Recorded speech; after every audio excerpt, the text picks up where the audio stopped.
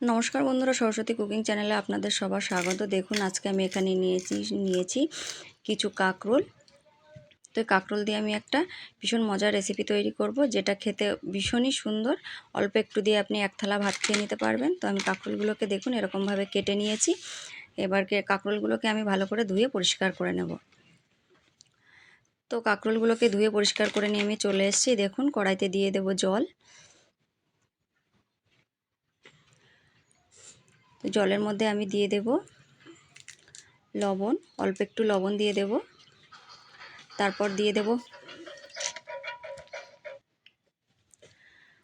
জলের মধ্যে দিয়ে দেব আমি হলুদ।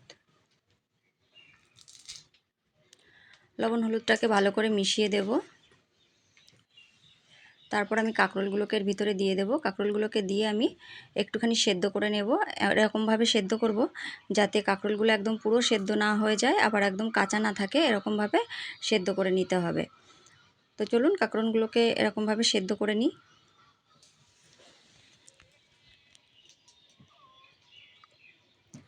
তো কাঁকরোলগুলো এক পিঠ একটু সেদ্ধ হয়ে গেছে। এবার আমি উল্টে দেব।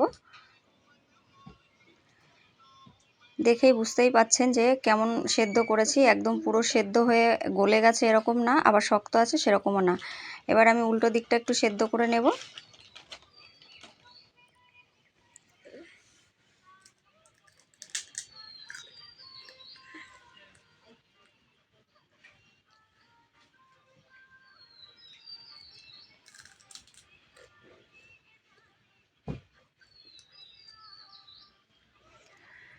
তো কাঁকরোলগুলো সেদ্ধ হয়ে গেছে। এবার আমি উঠিয়ে নেব। উঠিয়ে এগুলোকে একটু ঠান্ডা করে নেব আমি।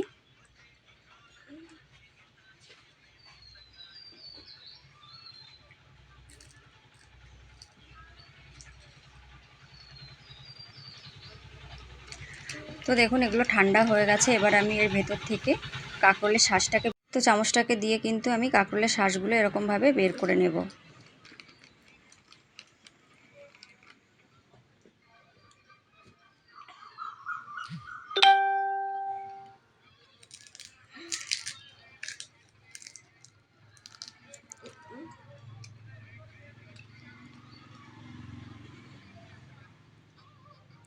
তো দেখুন এরকমভাবে সমস্ত কাঁকরোল থেকেই কিন্তু আমি শাঁসগুলো বের করে নেব।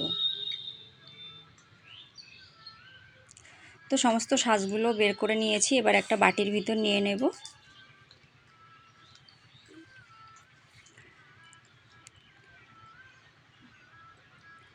এরপর আমি এর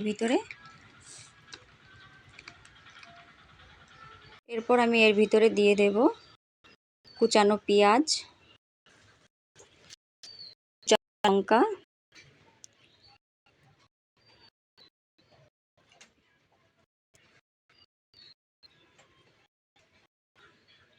এরপর দিয়ে দেব স্বাদ মতো লবণ, দিয়ে দেব কালারের জন্য হলুদ। এরপর আমি এর ভিতরে দিয়ে দেব কালো সর্ষে, রসুন আর কাঁচা লঙ্কা একসঙ্গে আমি পেস্ট করে রেখেছিলাম, সেই পেস্টটা দিয়ে দেব। এরপর দিয়ে দেবো এর ভিতরে অল্প করে একটু চালের গুঁড়ো, বাইন্ডিংয়ের জন্য অল্প করে দেব, একদম বেশি না। আপনারা চাইলে এখানে বেসনও ব্যবহার করতে পারেন, আবার ময়দাও ব্যবহার করতে পারেন। তো আমার হাতের কাছে যেটা আছে আমি সেটাই দিলাম। চালের গুঁড়ো দিয়ে অল্প করে দেব, 2 চামচ মতো দিয়ে আমি এগুলোকে সুন্দর করে মেখে নেব।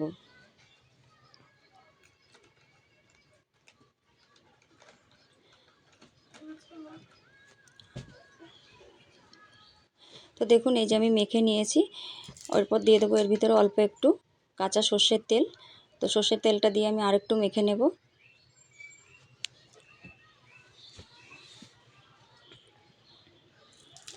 তো দেখুন মেখে নিয়েছি। এবার কাঁকরোলের ভিতরে আমি পুরগুলো ভরে নেব।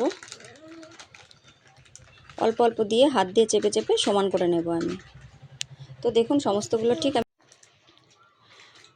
তো দেখুন এরকমভাবে সমস্ত পুরগুলো আমি ভরে নেব।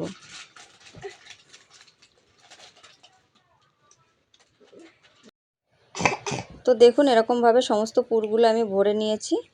এরপর কড়াইতে দিয়ে দেব সর্ষের তেল।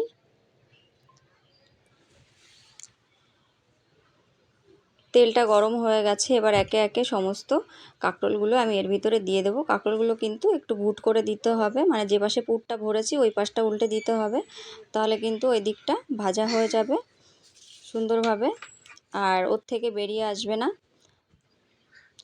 তো দেখুন এক পিঠ ভাজা হয়ে গেছে, এবার আমি উল্টে দেব। এরকমভাবে উল্টে পাল্টে কিন্তু আমি সমস্ত কাঁকরোলগুলো ভেজে নেব।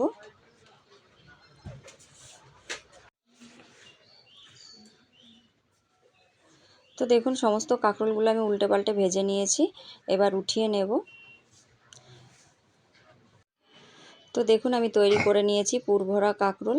তো অবশ্যই বাড়িতে একবার এরকমভাবে তৈরি করবেন, ভীষণই ভালো হয় খেতে। বন্ধুরা অসম্ভব ভালো হয়েছে খেতে, মানে একটুখানি দিয়ে আপনি কিন্তু এক থালা ভাত খেয়ে নিতে পারবেন।